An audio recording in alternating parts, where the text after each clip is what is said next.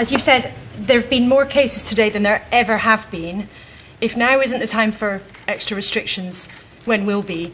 And to both of the medics, can I ask you really straightforwardly, do you think it would be better if there were now more restrictions immediately, and should the public cut back on their Christmas plans? Thanks, Laura, and I'll have a go at that first. And let me explain what we're trying to do. I think this is the right approach. It's a double strategy. It's a left and a right for Omicron. We're going with Plan B, as we said we would, in the event of the numbers starting to rise, and in the event of a new variant appearing. And that's the right thing to do. And everybody, you'll have heard me repeat earlier on what we need people to do: to use ventilation, to wear masks inside, continue to wash your hands, exercise caution, to do daily contact testing and so forth. If you come into contact with somebody who has Omicron, to isolate certainly if you have Omicron.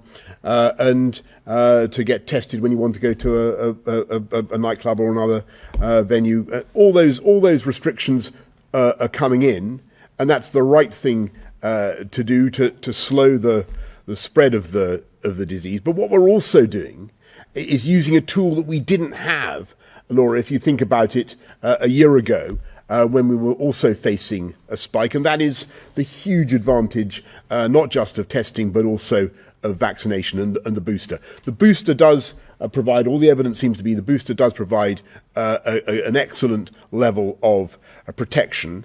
And we think that given the balance of risks and the balance of continuing uncertainties about Omicron, this is the right approach to take, the right mixture of approaches to do these two things at once.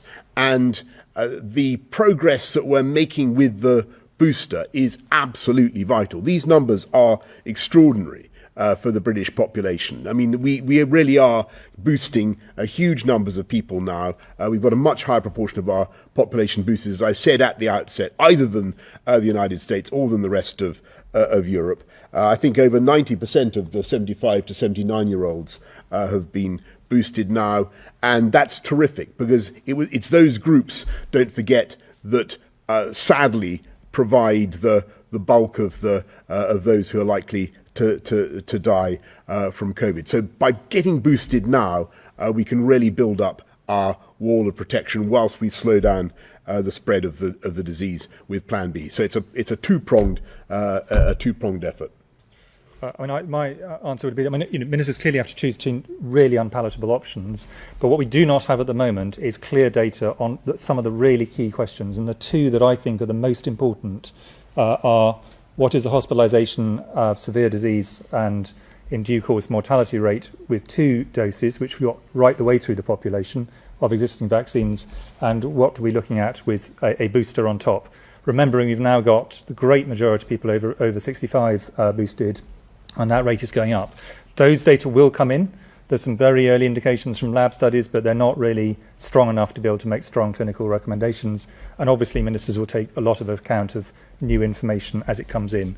In terms of your second bit of your question, I think that what most people are doing is, and I would think this seems very sensible, is prioritising the social interactions that really matter to them, and to protect those ones, deprioritising ones that matter much less to them. And I think that's going to become increasingly important as we, for example, go into the Christmas period. And people are also taking a lot of precautions, and I think this is exactly right, so that, for example, if they're going to visit a group of people, or if they're visiting vulnerable people, they're taking tests beforehand.